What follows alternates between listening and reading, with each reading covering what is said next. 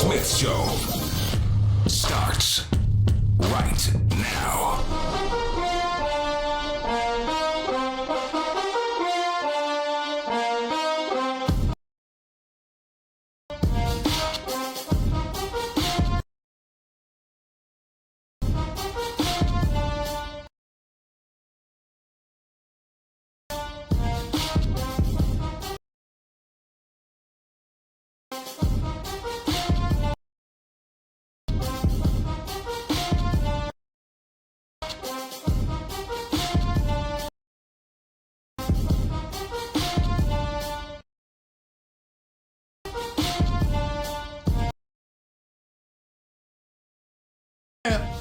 What's up, everybody?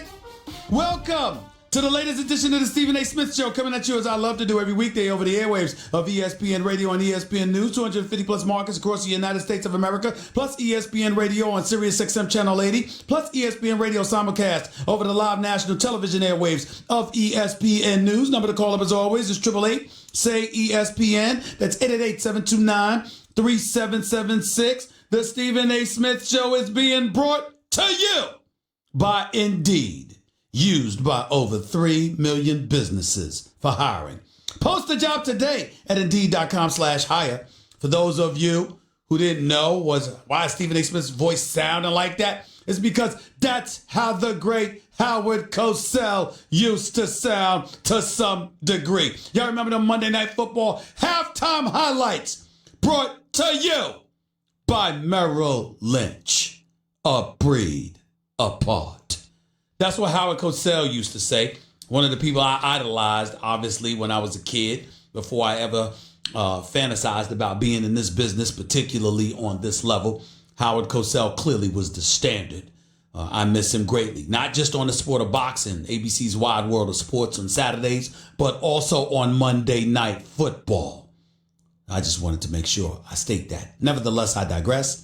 Lots of stuff to get into today. Brian Windhorst, NBA analyst extraordinaire. He'll be on with us in approximately 28 minutes or so, halfway past the hour. Hour number one of the Stephen A. Smith Show on ESPN Radio and ESPN News. And of course, sometime in hour number two, we'll have the great boxing analyst extraordinaire himself, the one and only Teddy Atlas for ESPN. He'll be one of the individuals talking about and covering that Top Rank fight Saturday night, tomorrow night, live at Madison Square Garden, where Terrence Crawford defends his WBO welterweight championship against challenger Amir Khan. So we'll be talking to Teddy Atlas about that. Remember, I had Terrence Crawford and Amir Khan on a little bit earlier this week. I expect Terrence Crawford to win that fight by TKO in the 8th round. I just don't think Amir Khan has the chin to stay in this fight for all 12 rounds. I think that ultimately he will get caught. He will get caught by Crawford and he will fall, because I just don't think that he's got that chin that can take getting checked. I like him a lot. He's 33-4 in his career. He's got 4 losses, 3 by knockout. Got knocked out as a lightweight, got knocked out as a welterweight, got knocked out as a middleweight. He's going to go back down to the welterweight division. I think Crawford is going to touch him hard when it counts, and I think he's going to finish him off. The fight that I want to see more than anything is Errol Spence Jr. versus Terrence Crawford. I think it's a damn shame that promoters may get in the way of that fight. Al Heyman and Top Rank, 2 of the great promoters in the sport. Work it out.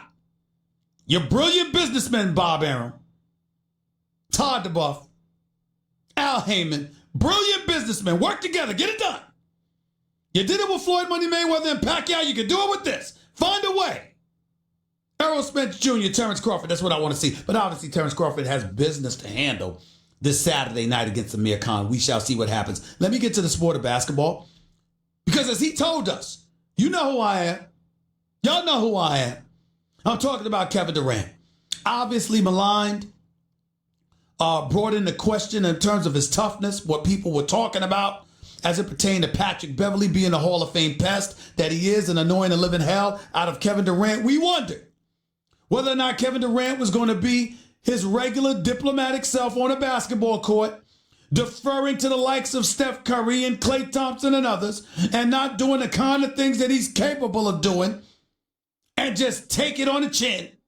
Or whether or not he was going to respond and remind the world why he's universally recognized as one of the top 2 talents in the entire basketball planet. We wondered about Kevin Durant. And Kevin Durant could have went Roy Jones and said, y'all must have forgot. But instead he said, you know who I am. Y'all know who I am. And then he stepped on the court last night and in 29 minutes scored 38 points.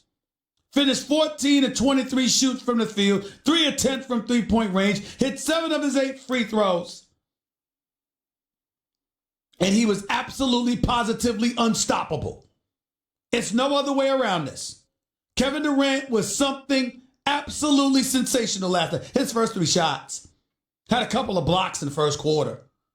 I mean, when you look at what this brother, it only says he 1 block. I saw 2, but that's neither here nor there. Had 7 assists. Played with his back to basket, played facing the basket, scored on the break. He did it all. Bobbled the ball in one instance and did a fall-away jump shot that was simply unguardable. Hit a 3. That was unguardable. The man is 7 feet tall, 6'11" and 7 feet tall. 7'6" wingspan.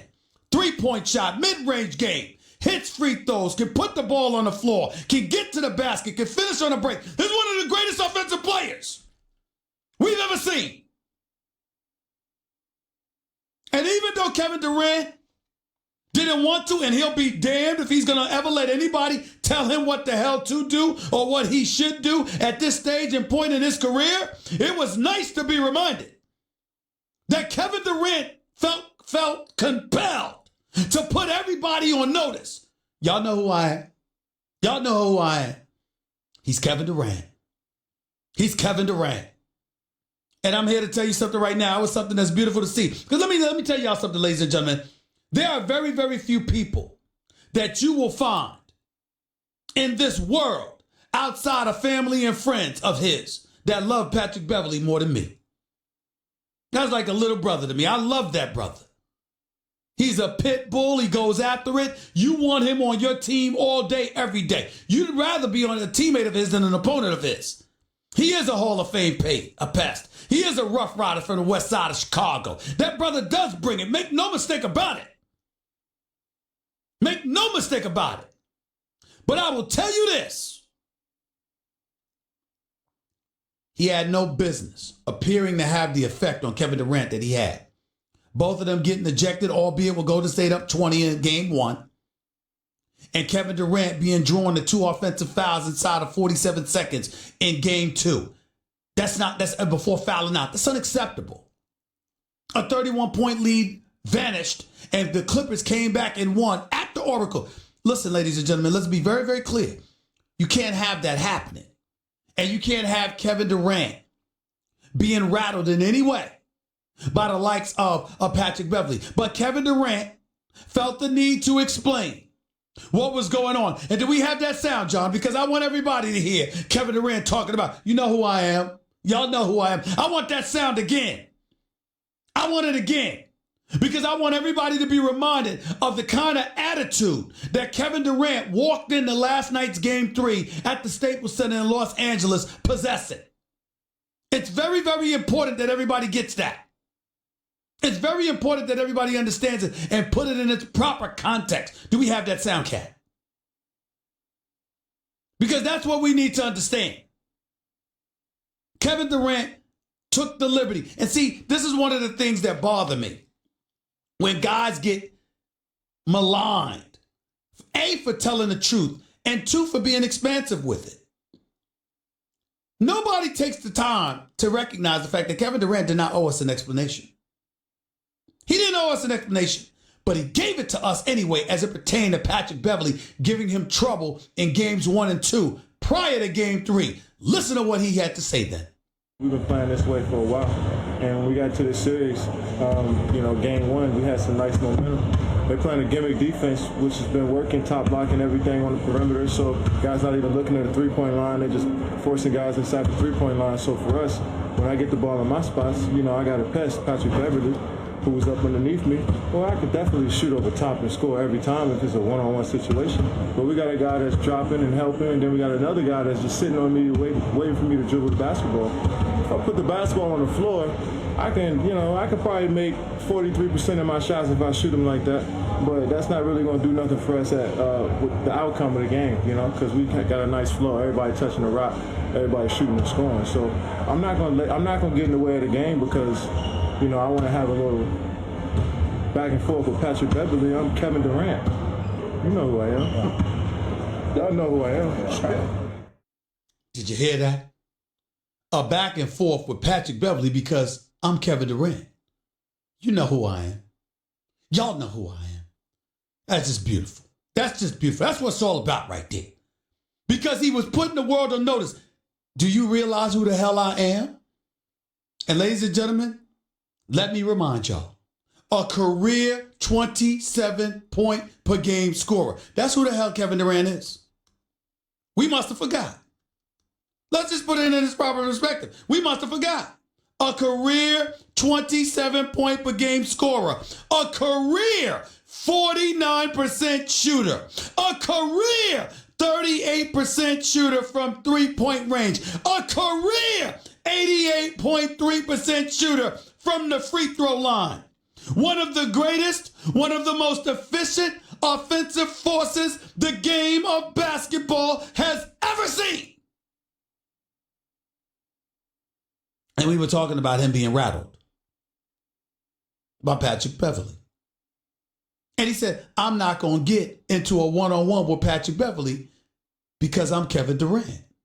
Y'all know who I am. You know who I am. Now, the thing about it is this. I remember when I would call Kevin Durant out and go off about him going to the Golden State Warriors. And I'm going to tell you when I laid off that position. A was when I saw everybody coming at it and acting like I'm saying the brother couldn't play. No, I was saying because he's so great, he had no business going to Golden State. I wasn't trying to imply that he wasn't. And when people try to misconstrue and change up that narrative, I didn't want to be a part of it because that was false. But the other thing was when he went against LeBron in that finals.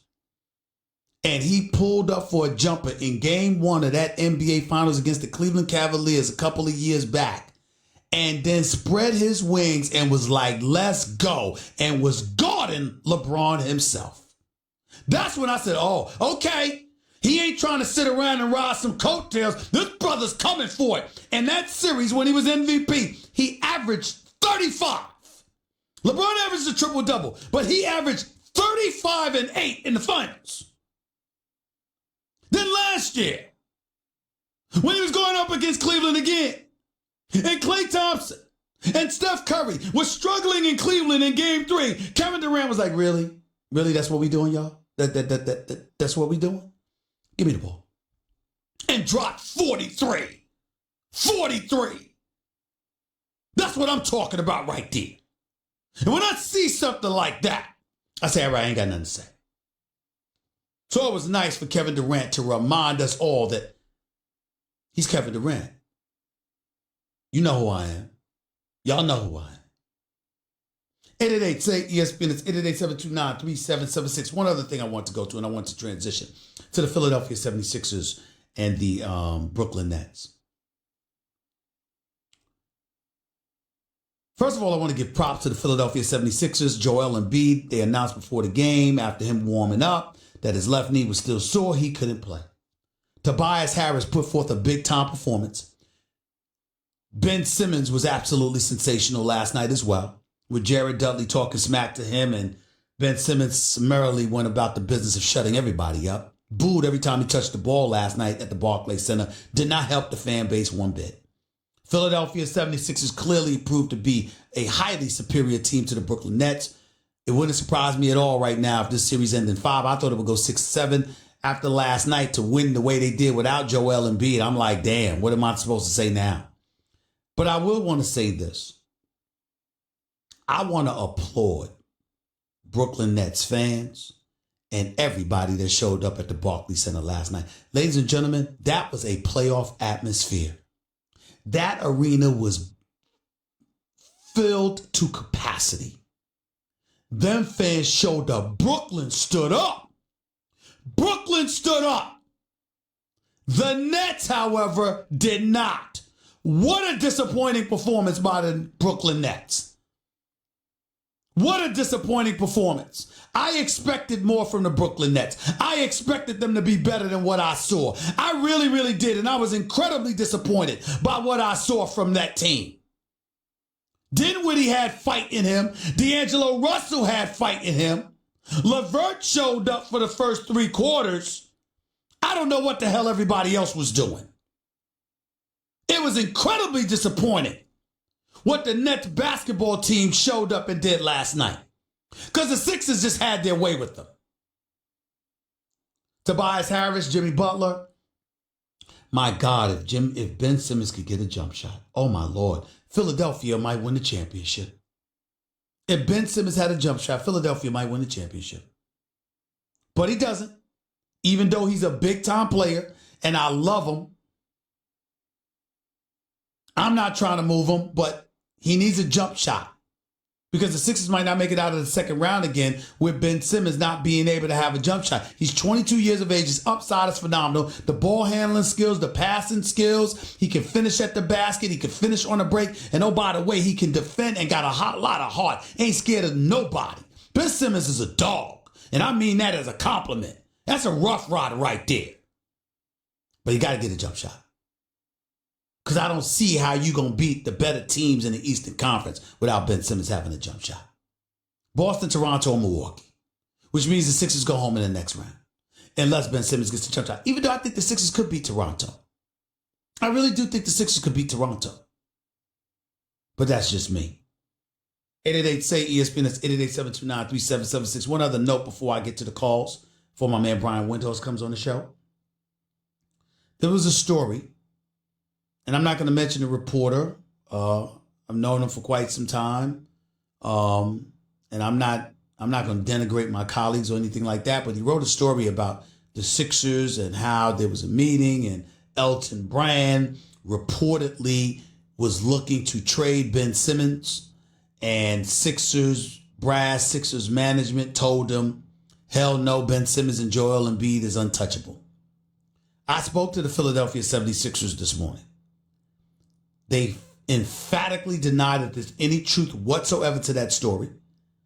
They never considered trading Ben Simmons. They're proud of the young squad they have. They want to keep Tobias Harris and Jimmy Butler in tow. Ben Simmons ain't going no damn place, and it's never been discussed. They made that very, very, very clear. And they even used the words that the story is completely bogus.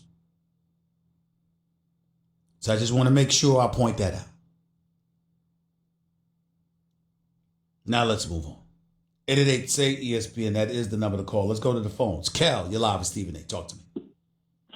Hello, Stephen A. First, I wanted to say peace and vibrations to you and all your listeners. All right, thank you. Secondly, I wanted to bring up the Kevin Durant situation. Go ahead. The thing about Kevin Durant is I think this man is still, for some reason, highly underrated for no reason.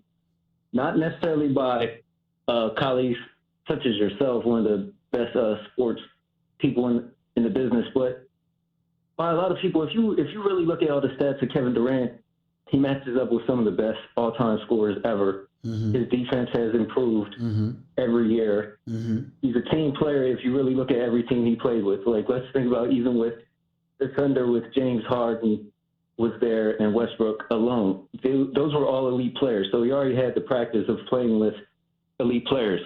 Numerous Olympic teams, so on. My general thing is a lot of people need to understand what it takes to actually play with those elite players, such as Stephen Curry, Klay Thompson. They have a team of all-stars. So he's not always going to get 27 shots a night. He doesn't necessarily need to take more than 15 without them getting a win. Listen, so I think what it is when it comes with the matchups, a lot of people, you'll see a Patrick Beverly, who is one of the league's, in my opinion, he's probably the best guarder. On guards, perimeter-wise. Yes, he is. He's just undersized. He's given up a 10-inch height advantage over Kevin Durant, but he's clearly one of the better point guard defenders in the game. No doubt about that. Right, definitely. But the thing is I guess since Kevin Durant had 9 turnovers, which obviously you can't call for that. But last night, let's think alone. He had, 7 turnovers? They still had a win with his 35. So he was more aggressive. 5. For the most part, that because it was in the game plan for the most part. I'm pretty sure Steve Kerr. Yeah. I got you. I got you. I appreciate the call. Thank you so much. I just think that at times, because of his efficiency, one would think Kevin Durant needs to shoot the basketball more, but Kevin Durant talks about playing the right way and how getting others involved facilitates winning rather than him scoring a bunch of points, rather. And I kind of understand that. But I appreciate the call. Rudy, you're live with Stephen A. Real quick, Rudy, go ahead. Yeah, I just wanted to give you my 2 cents regarding Ben Simmons last night. Okay. I mean, we're already talking about this guy just needing a jump shot to become LeBron 2.0. Yep. And, with Magic gone from the Lakers now, there's nothing stopping them from, meeting up with Ben Simmons this offseason, developing some sort of jump shot. And, I know he's lighting up the playoffs right now, but I'm really excited to see him next season. Ben Simmons? Ben Simmons. Well, you're making me very angry right now. I ask you this question. Take a guess as to why you're making me angry. Why is that? Because we're talking about next season, and the man's season ain't over. We got a playoff to look forward to. You got Boston, Toronto, and Milwaukee waiting for you, and with the supporting cast you have, you got a chance to get to the finals. And you're calling me to talk about next season when they're in the playoffs right now? No, I totally get that. What I'm trying to say is he's already been dominating. Obviously, he's not being dominating. He's had 2 games. Game 1, he was non-existent. Game 2, he showed out. Game 3, he showed out. It has to continue. And oh, by the way, against superior competition that's not going to allow him to do what the Nets allowed him to do. I'll give you the last word real quick because I got to go. Okay. Also wanted to comment on Tobias Harris shooting 6-for-6 from the 3-point line. JJ Redick showing up like he always does. We have shooters on the Sixers.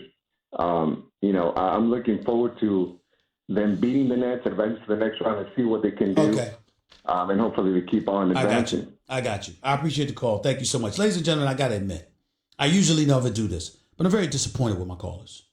I mean, what the hell are y'all going to call and tell me next? The sky is blue, and Stephen A., that's a nice blue turtleneck you have on? I mean, what the hell is next?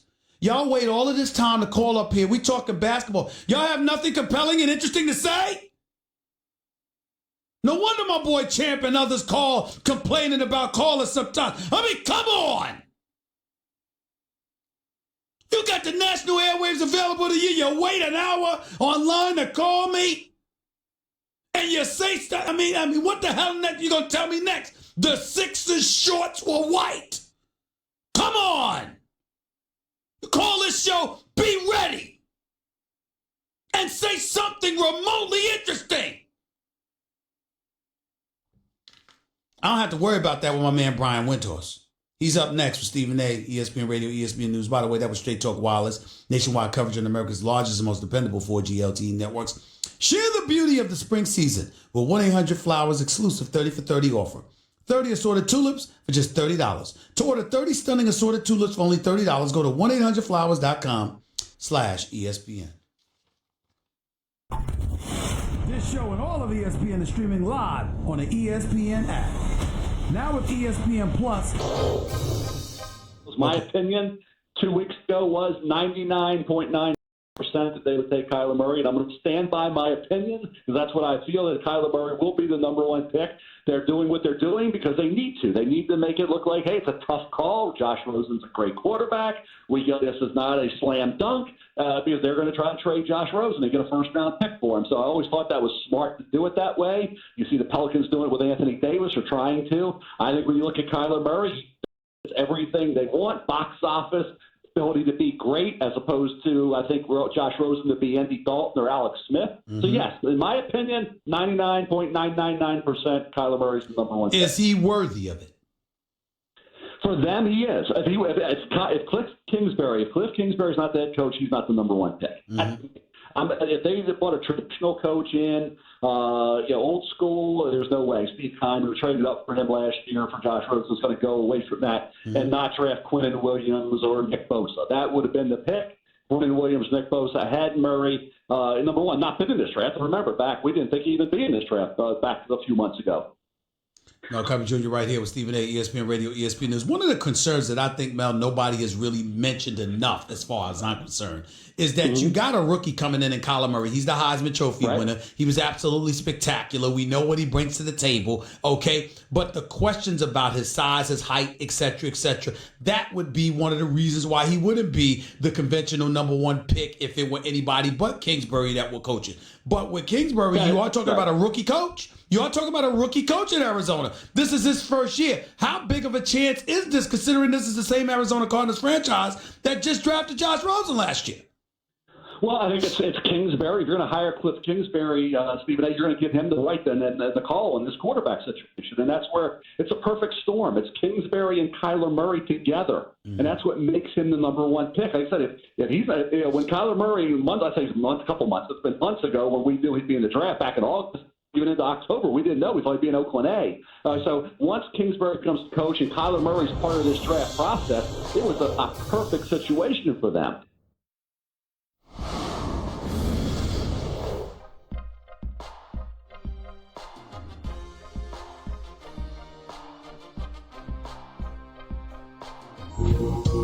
The Stephen A. Smith Show on ESPN Radio is presented by Progressive Insurance. Guests on the Stephen A. Smith Show appear via the Shell Pennzoil Performance Line, and you can always get in touch with the show through the 1-800-Flowers Twitter feed.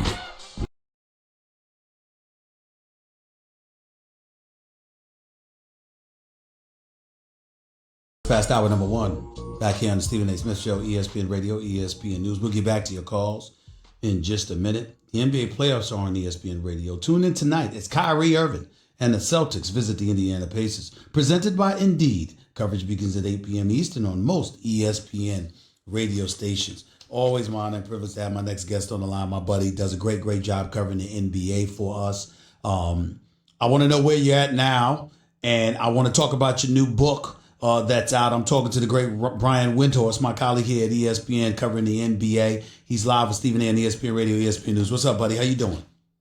Good. I was in LA all week, but I didn't go to the game last night. I came home, and we'll see where I go next. All right. Well, we know that. We will see when it comes to you. No question about that. Talk to me real quick before I get into some of this NBA playoff action. You've got a new book out. I think it's been out for a few weeks now. Talk to us about it, the title, and tell us about it a little bit. LeBron, the making of a billion-dollar athlete. LeBron Inc. by yours truly, Brian Windhorst. Talk to me.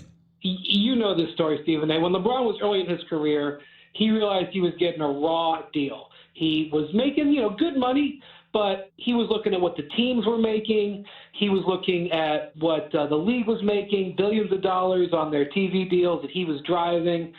The brands that he was doing business with, he was looking at their stock price and saw what they were making, and he decided, I'm not going to be a contractor my whole life. I'm going to be an owner, and owner of, restaurants, owner of various, brands, and someday maybe an owner of sports teams, maybe in the NBA. And at the end of the day, that's what this is about. LeBron's desire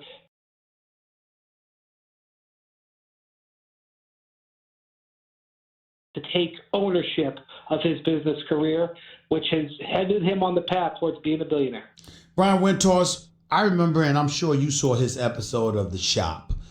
Several of those episodes, doing a great job with him and Maverick Carter and those boys on HBO and what have you. And on a few occasions, he's alluded to wanting to be an owner. He's mentioned that. But you've seen some of his positions. You see how outspoken he has come, more so now than before. You've been covering him since he was in junior high school, for crying out loud. When you see those kind of things, do you think he thinks about, or anyone has told him, that speaking out and being so forward and being so transparent with his feelings of disgust sometimes by what he sees from NFL owners, et cetera, that he's made the path easier for himself to ultimately become an NBA owner like he's proclaimed he wants to do? Probably not, although the NBA is so indebted to him, just like they were indebted to Michael Jordan. I think if he could get the money together, the NBA would love to have him. I can't remember the exact verbiage he used in that tweet. He compared, I believe, NFL owners to plantation owners, something along those lines. Yeah. That obviously was not going to help his cause in that regard. But remember, when Michael Jordan bought the Bobcats, he got them in a deal. It's one of the greatest deals in NBA history. Ever, one of the greatest. Please give the details about this. I can't believe it's one of the greatest deals I've ever seen, but go ahead. I'll let you explain it. Yeah, I mean, first off, if you or me were going to try to buy an NBA team, the level of cash we'd have to bring up front would have to satisfy those bankers and everybody. The level that Michael Jordan was willing to bring to buy the Bobcats, they, with all due respect, they kicked the ball into the fairway for him. If Michael Jordan's name wasn't on the bid, they wouldn't have approved it. Secondly, he bought at the right time, Stephen A. He actually bought the Bobcats for less money than Bob Johnson paid the league for when the expansion remember, Bob Johnson paid about $300 million. Michael Jordan, right. I think Michael Jordan paid, about $30 million of his own cash, something like that, if I remember correctly. That's right. Not only did he get it below market value, for a lower price, which go in the history of professional sports, find me a team that sold for less than it was bought for. But he also was able to finance it in a way like, again, if you and I are coming to buy a team, we're not getting the team for $30 million. We're going to need $400 or $500 million cash to bring down. And so he not only did the league sort of help him out, but he bought at the right time. And now that team is worth $1 billion, and he's a billionaire. And so ultimately, I think the league would really want to have LeBron as an owner. By the time LeBron's ready to buy a team, the teams might all be 1.5, 1.8 billion. But he has money and he has access to people with money. And I think if he wants to get it done, he'll get it done. But Stephen A., make no mistake, LeBron doesn't just want to own an NBA team. He may want to own an MLS team. He may want to own a lacrosse team. He may want to own an esports team. He wants to have an empire. And, one of the things that he said to me when I started this process was, why are you writing this book now? Why don't you write it in 15 or 20 years? This is just the beginning. And I said, I'll write another one in 15 or 20 years. But they really believe that when his basketball career is over, that his career and his influence on professional sports and the American sports landscape is only beginning. Well, before I move on from this subject, Brian Windhorst, how cooperative was LeBron James in all of this? It seems like he was. Not very. Okay. And there's a good reason why. LeBron is an owner now, and one of the things he's an owner of is a media company. They own Spring Hill Productions. They own Uninterrupted. He produces his own documentaries about his life. You may recall More Than an Athlete that was on our channel, ESPN Plus, that came out last fall. When I was doing this book, they were putting that together, and they're like, hey, listen, with all due respect, we own our stories. We're not giving them to you. And that is part of the story that is in this book. Brian Windhorst right here with Stephen A., ESPN Radio, ESPN News. Let's get to these playoffs. You know who he is. Kevin Durant, y'all know who he is. That's what he said. And then he went out and played his butt off last night and just performed like the surreal superstar that he is. Talk to us from your perspective, what you saw last night, not just from Kevin Durant, the basketball player, but Kevin Durant, the man, in terms of how he was absorbing all the heat he was taking about being guarded by Patrick Beverley. Stephen A., I feel like the Warriors should take that clip of him saying, I'm Kevin Durant. They should load it on an iPad and attach it to the back of his locker and run it on a loop. The only thing that can stop Kevin Durant from dominating almost every game in the NBA is himself. He gets inside his own head. He gets distracted by the referees. He gets a little bit moody. He takes himself out of it. This is the epitome of a scoring machine in the history of the NBA. James Harden is an unbelievable scorer, but he has made himself that way by figuring out the rules and developing these step backs and these techniques. Durant was born to score. And there's one thing you can't do is stop Kevin Durant from scoring. So while I respect Patrick Beverley and I respect Tony Allen, a man who I watched in a playoff series do almost the exact same thing to Durant years ago, get in his head. When he was in Memphis. Yeah, right. Go ahead. When he was in Memphis and Durant was in Oklahoma City, they ran a headline in the Oklahoman, Mr. Unreliable, because Tony Allen got so far in Durant's head. But it was just Durant's head. Patrick Beverley can't guard him. Tony Allen couldn't guard him. Maybe Giannis Antetokounmpo, heads up, could maybe slow him down a little bit. I just don't think anybody can stop this man except for himself. And when he wants it to happen, it's going to happen, which is why he's won the last title. He's probably going to win the title this year. And wherever he is at next year is going to have a great chance to win a title. He just has to be remembered. He just has to remember that, Stephen A. His weakness is when he doubts himself. We just saw it happen this week. When you see him play like that, isn't that a reminder that Golden State can do what they want to do when they can do it? Or do you see a real bona fide formidable threat, the likes of the Houston Rockets, for example, on an outside shot by the Portland Trailblazers, if you're listening to Charles Barkley or anything like that? Isn't it just a reminder that the Golden State Warriors are on an island by themselves? That's what I feel. And, you know basketball as well as anybody in the business. And I work with all these folks at ESPN who I really respect, who don't think that the Warriors are going to win this year. Charles Barkley says that. Stan Van Gundy says that. Tracy McGrady was telling me the other day he thinks Houston's got a real shot. I respect all of them. I don't think anybody's beating these dudes 4 out of 7.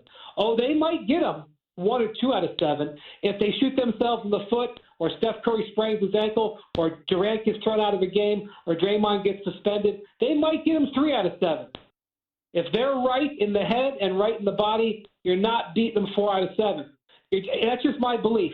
And I hear everybody state their case, and I get it. And I hear Houston fans saying, well, last year, if A and B, we could have done it. They didn't do it. They didn't beat them 4 out of 7. So it's the same thing. Clippers had a glorious night, one glorious half. That was a half. They going to do it 3 more times? No way. Do you think Houston's better than they were last year, Brian Windhorst? Great question. I'd like to hear your opinion on that. I think they might be because Harden is better, but I don't know if they have it. And the one thing I'll say about this, they're not afraid of Golden State, and they've won there, and they have the institutional knowledge. They may actually be better prepared mentally to do it. I still don't think they're doing it 4 out of 7. I think Harden's a little bit better than he was last year, but I don't think collectively they are better. Because I love Kenneth Faried. I love the acquisition of him, but I still think with Trevor Ariza and PJ Tucker there with Clint Capella last year, they're more of the same version of what they were last year. Whereas I look at James Harden, and even though I think that he's better, what I think makes them worse is that last year, as great as he was, I thought they depended more on each other as opposed to depending just on James Harden. I think they're depending on him more now, and I think that's to their detriment. There is a school of thought out there that says getting Golden State in the second round may actually benefit them because Harden will be less worn down, less opportunity for Chris Paul to get banged up. That's what everybody tries to do in the postseason. I mean, I can't rule that out. I guess in theory that's correct. That this bad draw may actually benefit them because they're going to have to beat them at some point if they want to get there. I guess that could be true, and I guess we'll see it play out. But, again, if Durant stays in the game, and by the way, I want to point out 3 technicals now, 3 games, 3 technicals, no question. 7 get you suspended. Yeah, that was a bogus technical last night, though. That should be rescinded. They did rescind it.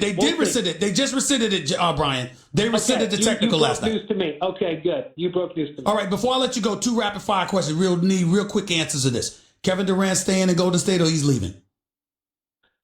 Everybody I talk to who knows him says he's leaving. I say his mood changes every day, so we're all just guessing. I agree with you there. Last but not least, what the hell's going to happen with the Lakers in terms of management in that office or the head coaching position? They're going to talk to Monty Williams again. They talk to Tyler Lue. What do you think's going to happen? This is the inverse. They got to sell themselves to those coaches. The coaches don't sell themselves to the Lakers. That's where they are. They got to actually sell themselves. Do you believe that Rob Pelinka is running the show? Is that, what's their plan? I believe right now he is. I don't believe they could continue. I'm not advocating that Rob Pelinka be gone, but he does not need to be the one making basketball decisions because I don't think he could cultivate the relationships necessary in order to do what needs to be done for the Lakers franchise. I think that would be a mistake. That's the first question question you're asking, Ty Lue, you're sitting down today. Are you going to be my boss, Rob? Yeah. Like, that's a really important question. That's true. And I don't know if it's the answer yet. Brian Windhorst, keep doing a great job, buddy. I'll see you down the road. Have a great weekend. We'll catch up on the games. Take it easy, buddy. Thank you so much. 888-SAY-ESPN. That is the number to call into the Stephen A. Smith Show, ESPN Radio, ESPN News. My buddy, Brian Windhorst, was just here on the line with us. If you missed my opening segment, go check it out on demand in the Stephen A. Smith Podcast. Brought to you by the Capital One Saver Card. Earn 4% cash back on dining and entertainment, 2% at grocery stores, and 1% on all other purchases. Hey! What's in your wallet?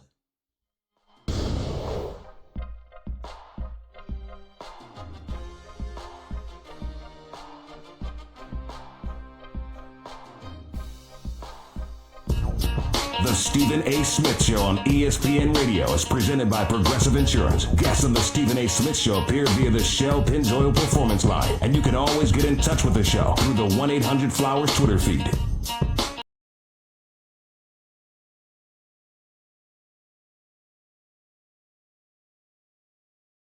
Seaport. Plus, get triple action protection for optimal engine performance with Shell V-Power Nitro. Plus, premium gasoline. Real quick, Andrew, you're live with Stephen A. Go ahead, real quick, Andrew. Yes, hello. I want to talk about LeBron James becoming an owner. You got a minute. Go. If he was to become an owner, I believe he'd be like Jerry Jones 2.0. He's really involved in the personnel right now as a player, and I think if he became an owner, it'd be crazy. I just want your thoughts. Crazy, on that. bad, or good? Bad, horrible. I don't know about that. I think that LeBron would know how to assemble a squad. And I know Maverick Carter knows basketball too. Maverick Carter used to play basketball himself, and he's got an eye for talent. Obviously, Rich Paul's an agent. He knows a thing or two about talent.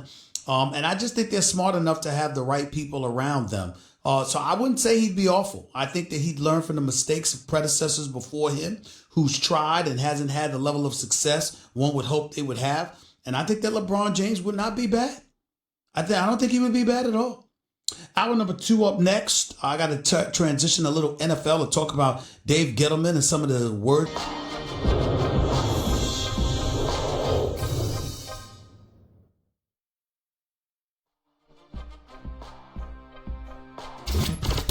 From coast to coast, the Stephen A. Smith Show starts right now.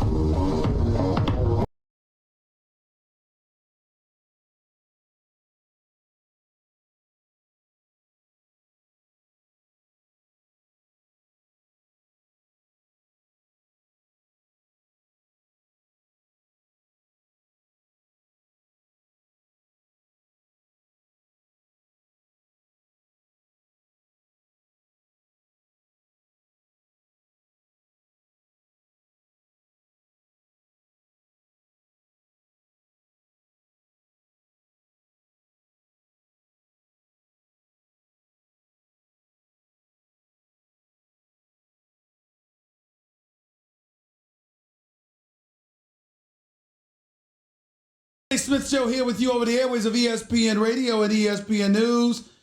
ESPN Radio on Sirius XM Channel 80 as well. Simulcast over the live national television airways of ESPN News. Number to call up as always is 888-SAY-ESPN. That's 888-729-3776. Stephen A. Smith Show. ESPN Radio is presented by Progressive's Home Insurance.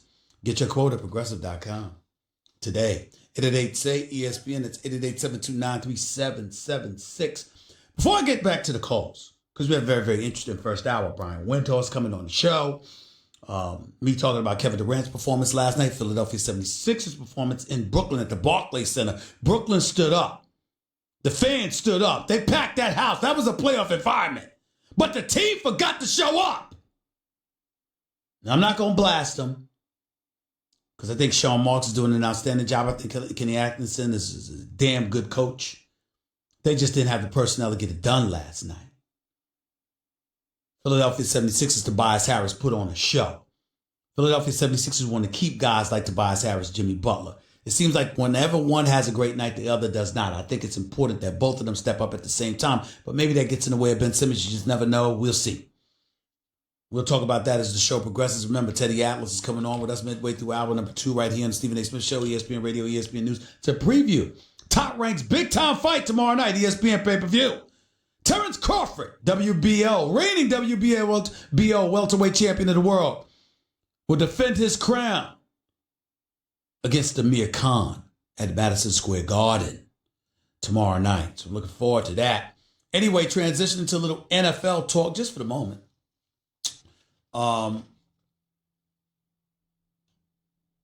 When we look at what has transpired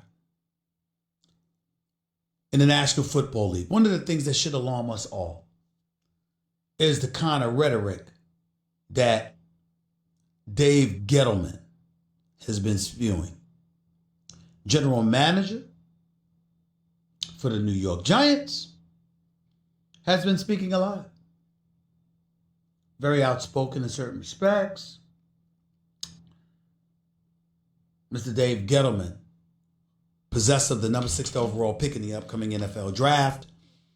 Most people believe that Dwayne Haskins, quarterback out of Ohio State, would be the heir apparent to Eli Manning. But if you listen to Dave Gettleman talk, it's almost like he doesn't need an heir apparent to Eli Manning at all. 37 years of age, about 16 years in the National Football League. Dave Gettleman sounds like he ain't thinking about moving beyond Eli at all. But if you don't believe me and how crazy Dave Gettleman has sounded over the last few days, listen to Dave Gettleman talk about Eli Manning and the New York Giants with this upcoming NFL draft right now. Listen to this. I'm going to tell you this. If you put a lot of pressure on it, you're going to make a mistake. So if you're asking me how urgent do I feel that we need to do this, I'm not going to put a level on that, Steve. I'm not. I'm going to listen. Doing this, you let the draft come to you, and that's what you do. And I feel, I feel. What's the word I'm looking for? We went into last season believing that Eli still had plenty left, and he proved he did. So, just see how it goes.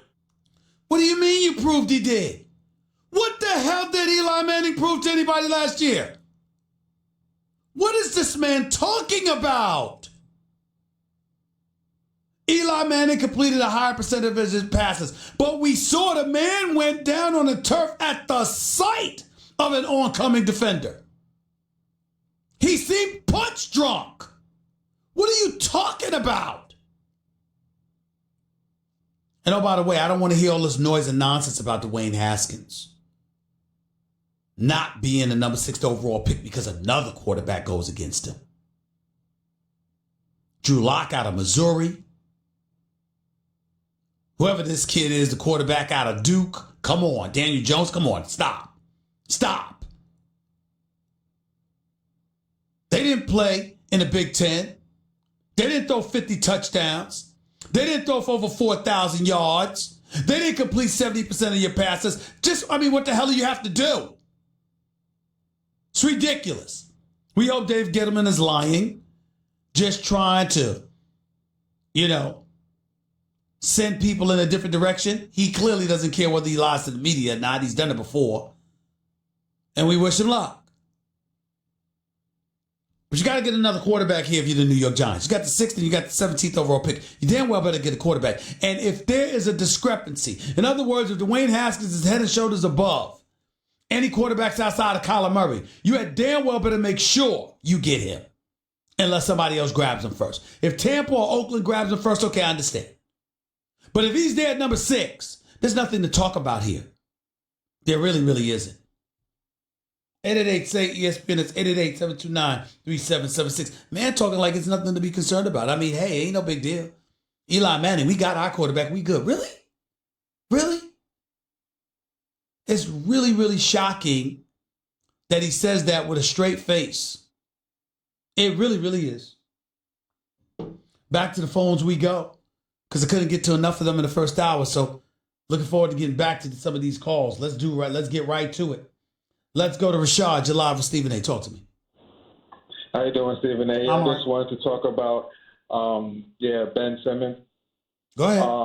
I think he is expendable. Like, if there was like a trade on the table for like a Jamal Murray or like a Mike Conley, per se, like I think. Hold on. Mike Conley or Jamal Murray for Ben Simmons? Is that what you just said?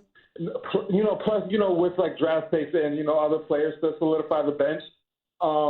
So you don't even know what kind of draft pick. It's not like you got the number 1 overall pick and you saying Zion.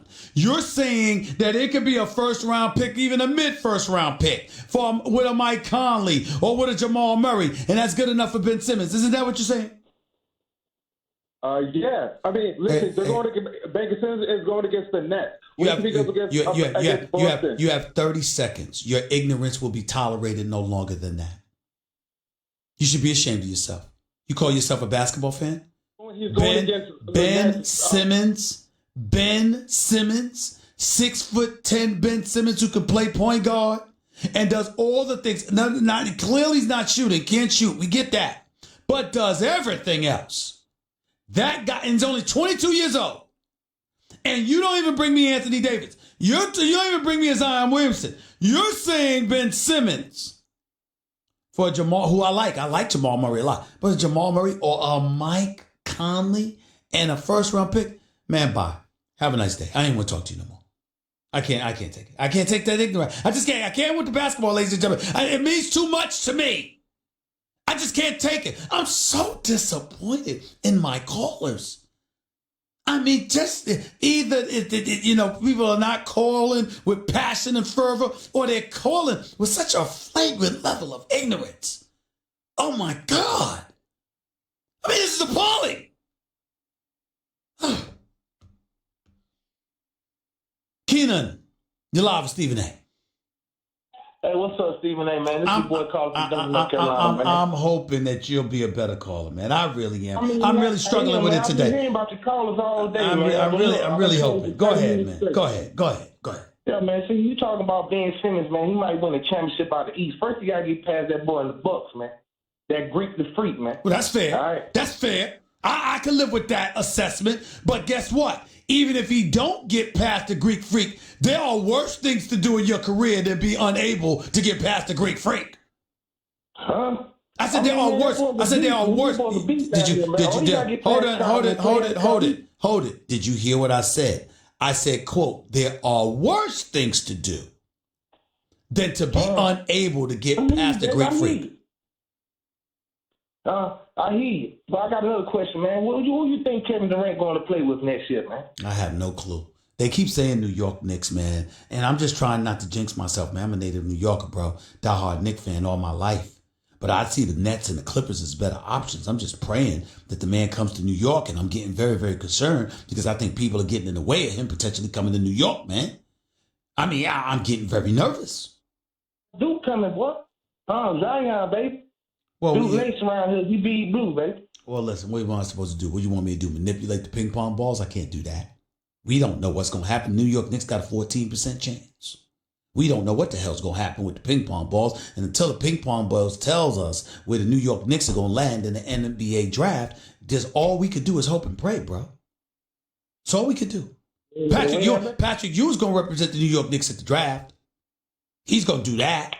Remember when Dave DeBusschere represented the New York Knicks and the New York Knicks got the number 1 overall pick and he jumped up and clutched his fist because we knew that we was going to get Patrick Ewing? That was a special, special moment in Knicks lore. Now we're using Patrick Ewing to do that. I don't know if he's going to pull it off, but we're hopeful. Appreciate the call, man. Take it easy. Ryan, you're live with Stephen A. What's up? Hey, Stephen A. I'm a big fan here. Thank you. I just wanted to talk about the Lakers. If they hired Ty Lue, doesn't that give LeBron too much control? Do we really care at this point? They missed the playoffs the last 6 years, man. I mean, what do you want to do? I mean, damn. If you got to give LeBron James more power to get something done, why not? I don't have a problem if LeBron gets more power. You missed the playoffs the last 6 years. I get that, but what can Ty Lue do that Mark Jackson and Jason Kidd can't do? Well, I personally believe I have no problem with Mark Jackson being the head coach of the Los Angeles Lakers. I really don't. I think that Mark Jackson's gotten screwed. But the fact of the matter is that I can't argue with Ty Lue getting the job either because Ty Lue is a champion as a head coach. I can't argue with that reality. I don't mind them interviewing Monty Williams. What I have a problem with, and I love Monty Williams, and I hope that he gets sincere and bona fide consideration. But how could you justify interviewing Monty Williams but not Mark Jackson? Yep. Exactly. I have a problem with that. I have a problem with that. But I tell you this much, I think more important than that, the Lakers should do everything they can. And I do mean if it includes Jeannie Buss getting on her knees, going to church and praying, doing whatever she got to do. If she could get her hands on Jerry West, I would support that. If she could pry Jerry West from the Los Angeles Clippers, I would support that. Why would he leave there when he's getting Kawhi? I don't think he would. I don't think he would. But then again, listen, he's a consultant and the right hand to Steve Ballmer, so he gets a lot of credit without getting any blame. But I can tell you, Jerry West back on the scene, running the Lakers would be a beautiful thing to see because he is a Laker. Agreed. There's a statue of him outside the Staples Center, if I remember correctly. There's a reason for that. He is the silhouette for a reason. And it's with a Laker, not a Clipper. So think about that. Appreciate the call. Art, you're live with Stephen A. Talk to me. Stephen, I appreciate you having me on. Thank you. I just had a question about Russell Westbrook. How do you think his team would look, or who do you think he can put on his team to make it to the finals, to actually beat Golden State and then just win it all? Want me to tell you one thing I think could happen? Yes, sir. The Oklahoma City Thunder with Westbrook and Paul George having either Durant back or Kawhi Leonard there could do it. And neither's going to happen. Right. Okay. And what about when KD does leave? I think he's definitely leaving. He wants to fill his legacy and probably beat Golden State, win it all on his own. What do you think his team's going to look like? I mean, I have no clue. I have no clue. If he goes to New York, chances are he'll go with Kyrie Irving. And obviously, with him and Kyrie Irving leading the way, you need some supplementary parts. Who knows what they put together? Me personally, as much as I don't want this to happen, and as much as I hate to admit it, I can tell you what would automatically, I believe, catapult Kevin Durant back to the NBA Finals. I think if Kevin Durant and Kawhi Leonard together joined the Clippers, I think they could go to the finals. Okay. Next year. All right, appreciate it. All right. And I'm not saying it's going to happen or it isn't going to happen. I'm saying if the two of them join forces, I think you're talking title. Eric, you're live with Stephen A. What's up? Yeah, good evening, Stephen A. I got a question for you in Laker Nation. Sure. Who would you rather have owning the team, Jeannie Buss or Jerry West? Jerry West, easily, but that can't happen. He ain't got that kind of money. No, but I remember on First Take, you were saying that what would it take to get Jerry West over there? It's probably going to take part ownership. Well, you get him part ownership. But he's not going to have a controlling ownership interest. I think that's fool's gold, number one. What I'm saying is get him over there, let him run basketball operations, and use his son. If you can. His son has worked for the Lakers for a few years. I think he's got a very promising future. I mean, he clearly has the right pedigree because he is the son, the brethren of the greatest executive in the history of basketball. And I think that if you could get Jerry West to run the Lakers organization, I think you can find yourself in a position where you can resurrect your franchise. Because guess what? If Jerry West stays there until this summer, and he's there until they acquire a megastar or two, guess what? He's going to be given credit for that anyway, and then he can move on and help resurrect the Lakers franchise. Now, how much ownership do you think it would take to get Jerry over there? 10-15%. I mean, I'm just saying. Listen, I've never spoken to Jerry West about this subject. I have no clue. I'm just speculating, but I imagine that matters. And I don't think Jerry West cares about the money at this stage and point in his life. Man's 80 years old. I think what Jerry West cares about is his legacy and a role that he played in significantly building a franchise. I think that is what he would care about. I agree with you. The 15% would get him over there and would set up at least that franchise to make him relevant. I think you're wrong about thinking about there's a number that would get him over there. I think what Jerry West cares about is having control of a basketball franchise that he cares about to make basketball decisions. I think that's what Jerry West cares about. You think Jeannie Buss would give that up? I don't know. I don't think so. I don't think for him. I think that's something she might give up for Pat Riley, but not him. But I'd say Jerry West is worth it because at 80 years of age, and I've spoken to him on several occasions. He was just on this show a couple of weeks ago for 25 minutes with me. And as often as I speak to him, the man is a basketball savant. He is brilliant. Make no mistake about it. And it's an honor. I just want to say this. It's an honor to talk basketball with him. I mean, I get goosebumps thinking about the conversations that I've had with Jerry West about basketball. I mean, there's very, very few things in life that makes me feel privileged because I'm one of those guys who feels I've earned everything that I've gotten and nobody has given me anything. Okay. And I've had to scratch and claw my way to getting the things that I want. Although people have been kind enough to help me along the way because you don't get to where I am by yourself. People were kind enough to give you an opportunity, to give you a chance to counsel you and tutor you and help elevate you in certain ways. But I got to tell you something right now. To sit down and to talk with Jerry West, the Michael Jordans of the world are included in this mix and others. But to sit down, and the Pat Riley's in this mix too, because I've had conversations with him about the game of basketball, Magic Johnson about the game of basketball. That's my brother. I love him. But let me be very clear. It is an honor to talk basketball with Jerry West. An absolute honor because this dude is just as sharp as he was decades ago. He hasn't missed a beat. I agree. Now, would a tandem of Jerry West be able to work with Pat Riley? No. It would have to be one or the other. Gotta run, buddy. Appreciate the call. Jamie, you're live with Stephen A. Go ahead. Hello, Stephen A. How are you? I'm all right, man. You're on the air. Go ahead. Stephen A., I just want to ask you, let's say that potentially the Lakers have trouble finding somebody. Does Rob Pelinka step up as president of basketball It operations? seems that way. I don't know that definitively, but at the moment it seems that way, and that concerns me because I think that would be a disaster. And let me be very, very clear. I'm not these guys that's envious or jealous or throwing haterade in the direction of Rob Pelinka. I happen to like him. I think that he's always been cool with me. I know he knows what he's doing. I know he knows basketball. I know that Kobe, my man, swears by him. But I got to tell you, he hasn't done the greatest job with the Lakers as of yet. And I think primarily it's because he's so incredibly, in an unparalleled fashion, disliked. I have not seen an executive in all my years of covering the NBA that has so many enemies speak against him. They could be lying. They could be jealous and envious. It could be any of those things, but I haven't seen anything like it.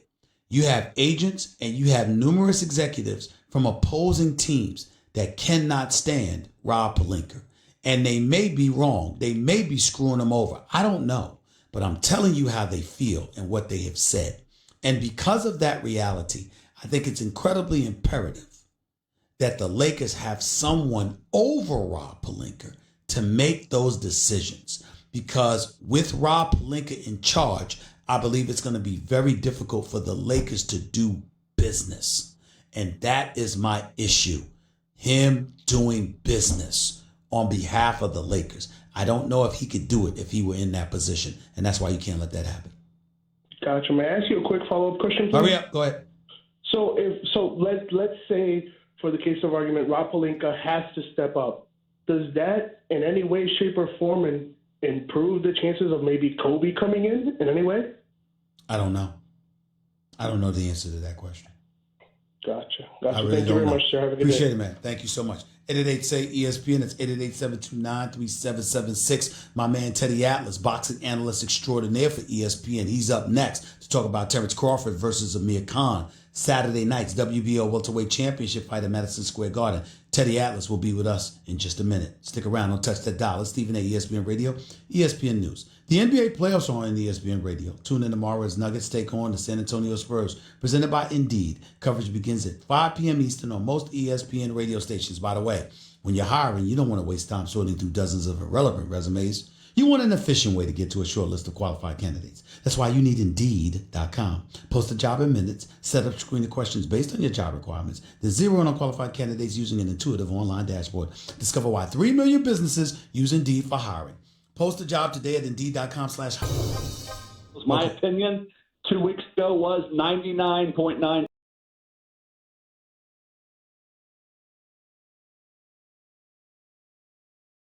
That they would take Kyler Murray, and I'm going to stand by my opinion because that's what I feel, that Kyler Murray will be the number one pick. They're doing what they're doing because they need to. They need to make it look like, hey, it's a tough call. Josh Rosen's a great quarterback.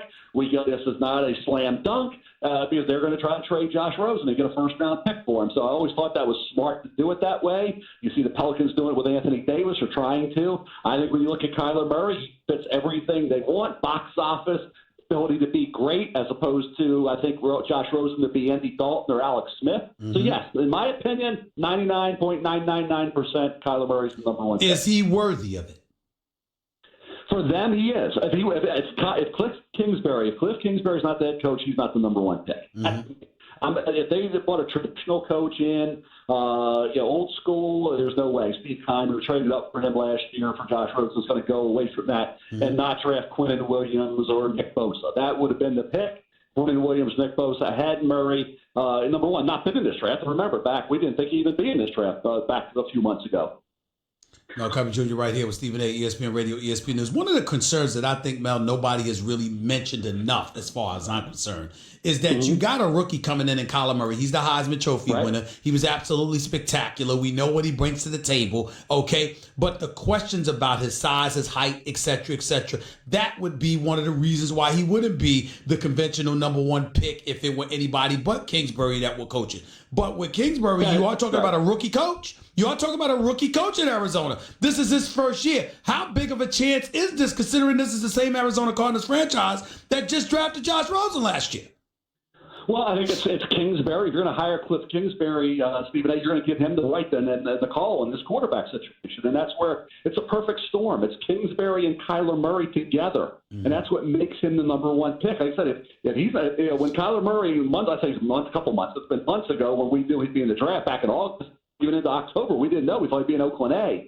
So once Kingsbury becomes the coach and Kyler Murray's part of this draft process, it was a perfect situation for them.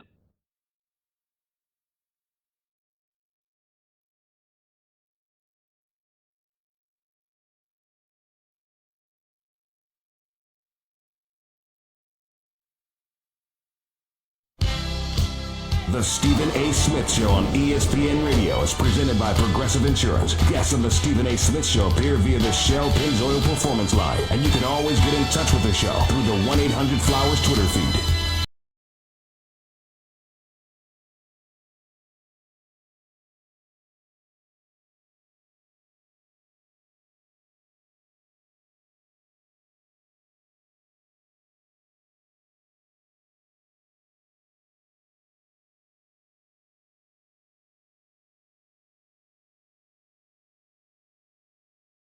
ESPN News, ESPN Radio is presented by Progressive Vehicles and offering specialized coverages designed to protect small businesses. More at progressivecommercial.com. As promised, my honor and privilege to welcome to the show my buddy, one of the great boxing analysts in the history of the sport, my colleague, mentor, teacher on the sport of boxing, the great one himself, the one and only Teddy Atlas. What's up, man? How you doing, man? How you doing? What's going on, buddy? Always good to be with you. Are you looking forward to this fight with Terrence Crawford and Amir Khan Saturday night? And if so, why? I'm only looking forward to the extent, not that I think I'm going to see an upset or not that I'm going to see maybe a spectacular fight, but I want to see how Crawford steps up to the plate. He stepped up to the plate many times. How he steps up to the plate with this little bit of an argument going on with pound for pound. You know, Lomachenko was just there with the lights on him a week ago, and he looked great. And we're human beings. And they're fighters, but they're human beings. They're competitive in many ways. Right. And he wants to be the best. And he wants to be that guy. And so he knows Lomachenko is number one or number two, depending on, which side of the bed you get up in the morning. Well, those two guys are the top guys. For me, I got Loma a little bit ahead of him.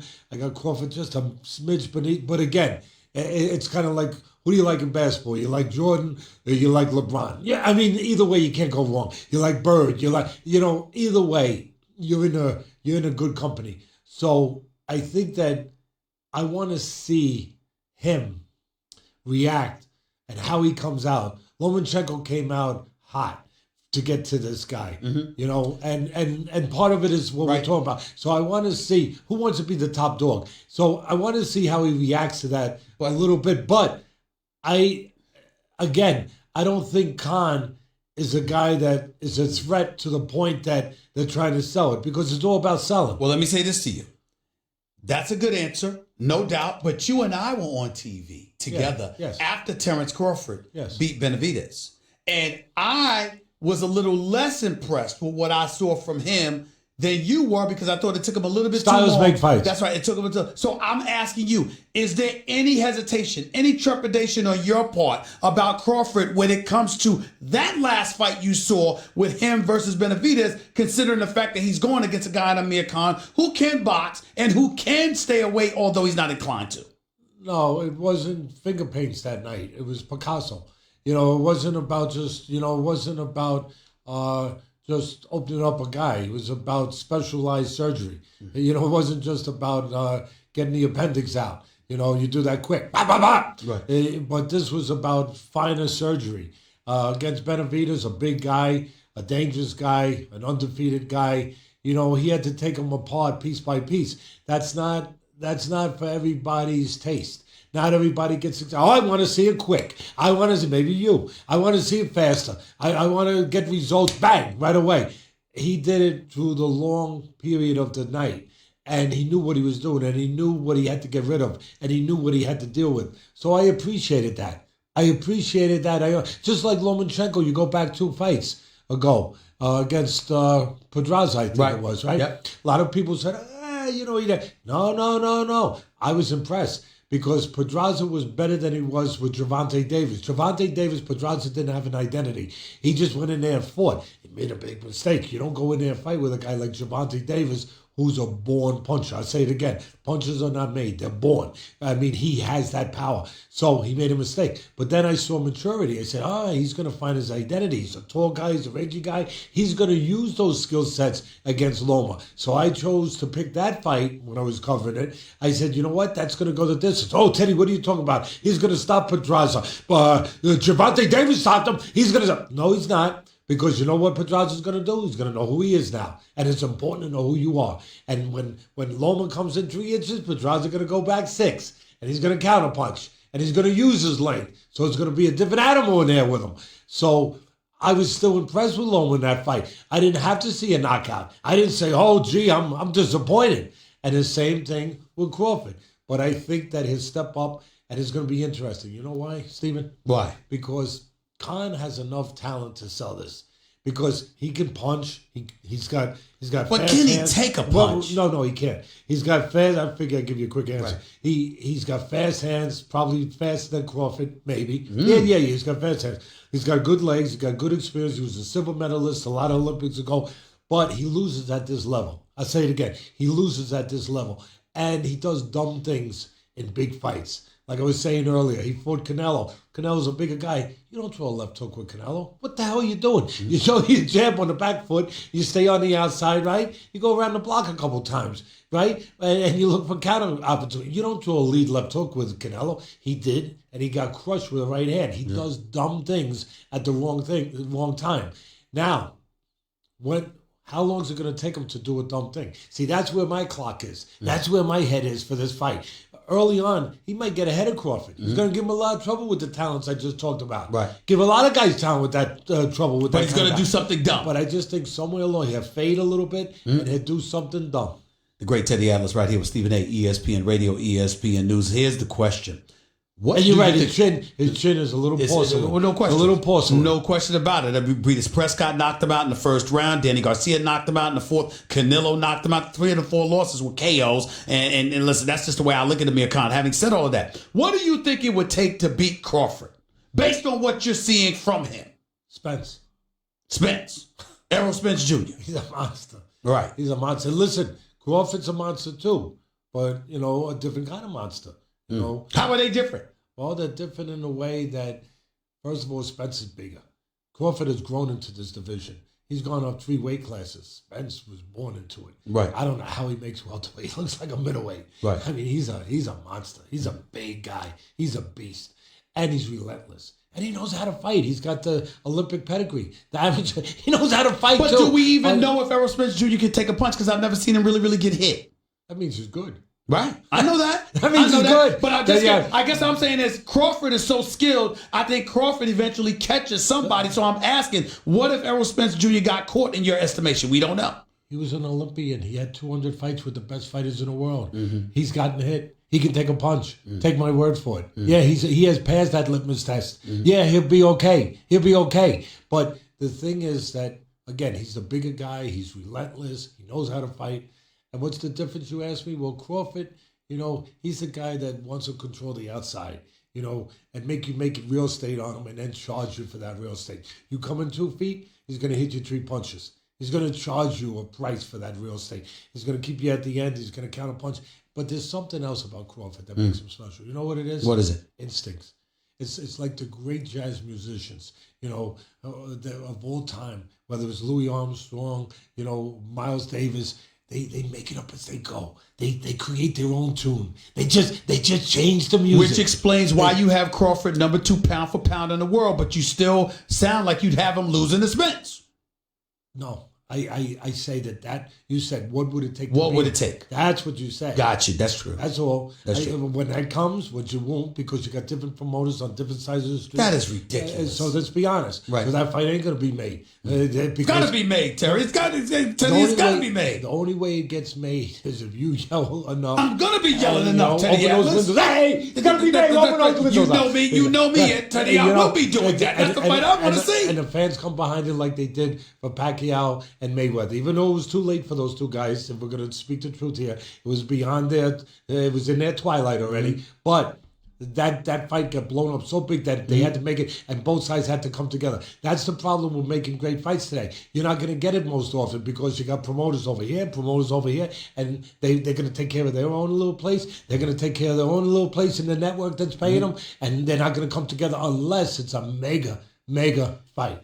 Give me your top 4 or 5 welterweights in the division. We know Errol Spence Jr. and Terrence Crawford. Who's your other 3? Well, Thurman is there, but he didn't look good coming back. No, he didn't. Too inactive. No, he didn't. He's got to get back on the ball. Okay.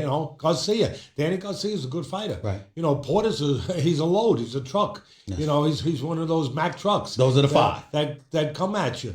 Those are the top guys right now. I mean, you got young guys coming up. You got a young kid who's 12-0 that's coming up. I'm trying to remember his name, but he hasn't been. He's down a weight class. Okay, he's not up. But other than Errol Spence Jr., any of those 3, Thurman, Garcia, Porter, any of them could beat Terrence Crawford? Thurman, before he took all this layoff, I thought he was the most athletic fighter in boxing. I say it again. He was the best athlete in boxing, Thurman. Great legs, could go inside. He proved that with Porter. He showed heart with Porter, mental toughness. He could box on the outside. I thought he was the most athletic fighter in the business, Thurman, until he came back. And he'd been away 2 years, and he came back, and he lost some of that. He might not be hungry anymore. We'll get right to the point. He might not. He's made a lot of money, and you know what? When you got to do this for a living, and you get away from it, and you sleep in those silk sheets, like Marvin Hagler said, it's hard to get up at 5 a.m. Before I let you get on out of here, last question. Prediction for this fight, Crawford and Amir Khan. What's your prediction? Crawford, early on, he's going to have trouble with the speed, with the distance of Khan. He's going to have to figure out Khan's legs, his wheels, keeping that distance, using that jab to set up right hands. He's going to have a little bit of problem, and then he's going to start to figure it out. And when he figures it out somewhere around the 9th round, again, I think Khan will make a big mistake. He'll get caught. He'll go to sleep.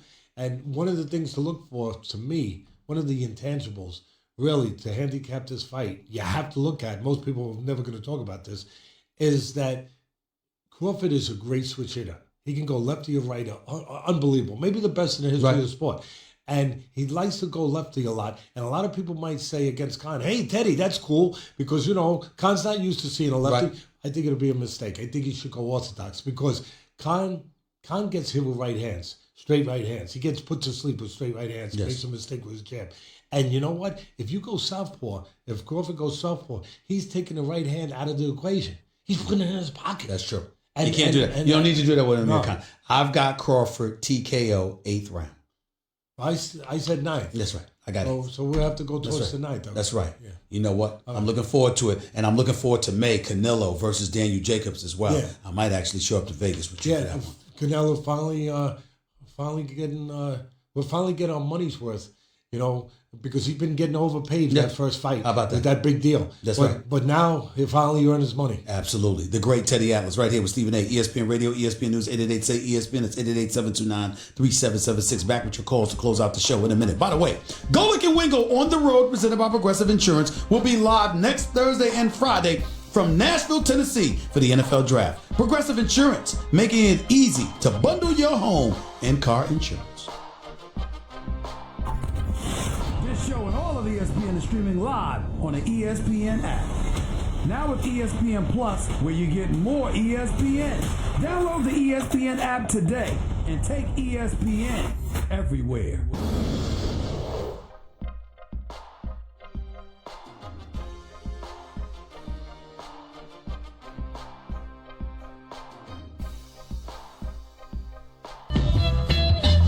The Stephen A. Smith Show on ESPN Radio is presented by Progressive Insurance. Guests on the Stephen A. Smith Show appear via the Shell Pennzoil Performance Line, and you can always get in touch with the show through the 1-800-Flowers Twitter feed.